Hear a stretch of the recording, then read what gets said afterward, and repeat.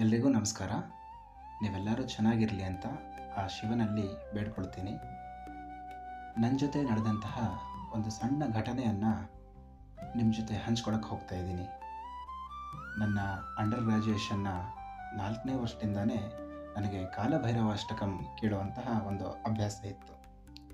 ಅದೇನೋ ಪ್ರತಿ ಸಲ ಕೇಳಿದಾಗ ಒಂದು ಥರದ ಪಾಸಿಟಿವ್ ಎನರ್ಜಿ ಬರೋದು, ಪಾಸಿಟಿವ್ ಫೀಲ್ ಬರೋದು. ಬೇರೆ ಯಾವುದೇ ಹಾಡನ್ನು ಕೇಳಿದಾಗ ಇಂಥದ್ದೊಂದು ಪಾಸಿಟಿವ್ ಫೀಲ್ ಬಂದಿರಲಿಲ್ಲ. ಹೀಗೆ ಕೇಳ್ತಾ ಕೇಳ್ತಾ ಡಾಕ್ಟರ್ ಕೂಡ ಆದೆ. ಅದಾದಮೇಲೂ ನಾನು ಇದನ್ನು ಮುಂದುವರಿಸ್ತಾ ಬಂದೆ.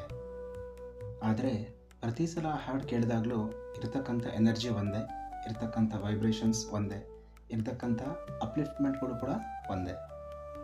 ಇತ್ತೀಚೆಗೆ ಒಂದು ಕೆನೈನ್ ಡಿಸ್ಟೆಂಪರ್ ಇರುವಂಥ ನಾಯಿಗೆ ಟ್ರೀಟ್ಮೆಂಟ್ ಮಾಡ್ತಾಯಿದ್ದೆ.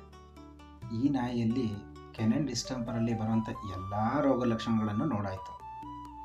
ಸಾಮಾನ್ಯವಾಗಿ ಇಂಥ ಕೇಸ್ಗಳಿಗೆ ಮರ್ಸಿ ಸಜೆಸ್ಟ್ ಮಾಡಿಬಿಡ್ತೀವಿ. ಆದರೆ ಈ ವಿಷಯದಲ್ಲಿ ಇದರ ಮಾಲೀಕರು ಒಪ್ಪಲಿಲ್ಲ.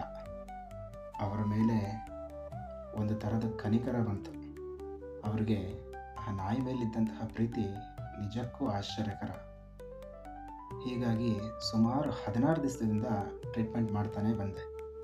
ಅವರಿಬ್ಬರ ನಂಟನ್ನು ನೋಡಿ ನನಗೂ ಕೂಡ ಟ್ರೀಟ್ಮೆಂಟ್ನ ಕ್ವಿಟ್ ಮಾಡೋ ಮನಸ್ಸೇ ಬರಲಿಲ್ಲ. ಏನಕ್ಕೆ ಮರ್ಸಿ ಸಜೆಸ್ಟ್ ಮಾಡ್ತೀವಿ ಅಂದರೆ, ಒಂದು ಸಿಡಿಯಲ್ಲಿ ತುಂಬಾ ಟ್ವಿಚ್ಚಿಂಗ್ ಅಂತ ಆಗುತ್ತೆ.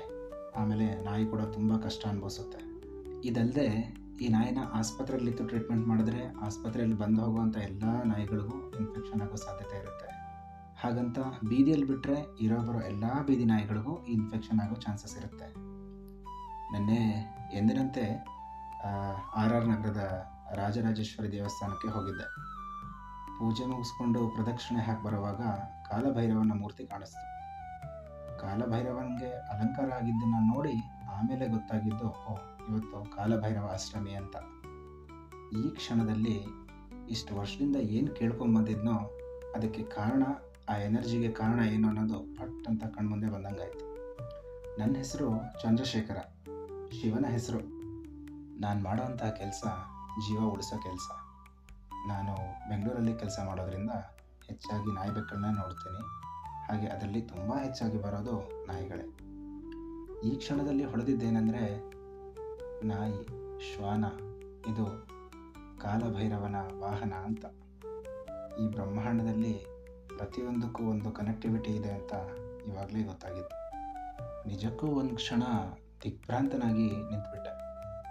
ಕಾಲಭೈರವನ ಪಾದಕ್ಕೆ ₹1 ನಾಣ್ಯನ ಇಟ್ಟು ಒಂದೇ ಒಂದು ಹೂವನ್ನು ಅಲ್ಲಿಂದ ತಗೊಂಡೆ. ಸುಮಾರು 10 ವರ್ಷಗಳ ಟ್ರೈನಿಂಗಲ್ಲಿ ಬರೀ ಟ್ರೀಟ್ಮೆಂಟ್, ಚಿಕಿತ್ಸೆ ಮಾಡೋದನ್ನ ಮಾತ್ರ ಕಲ್ತಿದ್ದೆ ಹಾಗೂ ಮಾಡ್ತಾಯಿದ್ದೆ.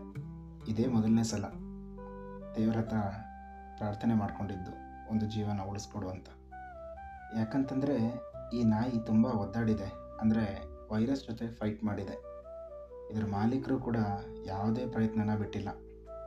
ಈಗ ಏನೇ ಆಗಲಿ ನೋವಿಲ್ಲದೆ ಆಗಬೇಕು, ನ್ಯಾಯವಾಗಿಯೇ ಆಗಬೇಕು. ಆ ಜೀವ ಮತ್ತು ಅದರ ಮಾಲೀಕನ ಪ್ರೀತಿಗೆ ಮೋಸ ಕೂಡ ಆಗೋ ಹಾಗಿಲ್ಲ. ಹೀಗಂತ ನನ್ನ ಮನಸ್ಸಲ್ಲೇ ಅಂದ್ಕೊಂಡೆ. ಸುಮಾರು 6 ವರ್ಷದಿಂದ ಟ್ರೀಟ್ಮೆಂಟ್ ಮಾಡ್ತಾಯಿದ್ದೀನಿ.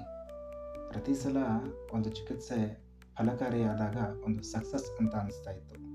ಆದರೆ ಈ ಸಲ ಯಾಕೋ ಅದು ಈ ಮಾಲೀಕನ ಪ್ರೀತಿಗೋಸ್ಕರ ಅಂತ ಅನಿಸ್ತು. ಡ್ಯೂಟಿಗೆ ಬಂದಮೇಲೆ ಆ ಹೂವನ್ನು ಆ ನಾಯಿ ತಲೆ ಹತ್ತಿರ ಇಟ್ಟೆ.